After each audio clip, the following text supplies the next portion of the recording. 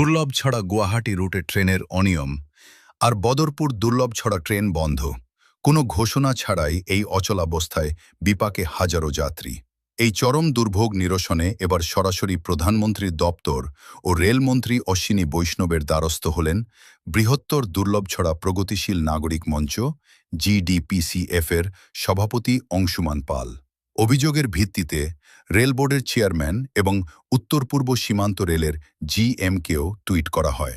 জবাবে রেল কর্তৃপক্ষ জানায়, বিষয়টি দ্রুত ব্যবস্থা নিতে লামডিং ডিভিশনের DRM-এর কাছে পাঠানো হয়েছে। এমনকি ADRM স্বয়ং অংশুমান বাবুকে জানিয়েছেন যে ACM-এর কাছে রিপোর্ট তলব করা হয়েছে। এই সংকটে করিমগঞ্জের সাংসদ কৃপানাথ মাল্লাহর দ্রুত হস্তক্ষেপ কামনা করেছেন অংশুমান পাল। তিনি আশা প্রকাশ করেন, নিজের সংসদীয় এলাকার গুরুত্বপূর্ণ দুটি ট্রেন বন্ধ থাকা নিয়ে সাংসদ নীরব থাকবেন না। ADRM-এর কাছ থেকে ইতিবাচক আশ্বাস পাওয়ার পর এবার দ্রুত সমাধানের অপেক্ষায় দুর্লভছড়াবাসী। রেল পরিষেবা কি স্বাভাবিক হবে?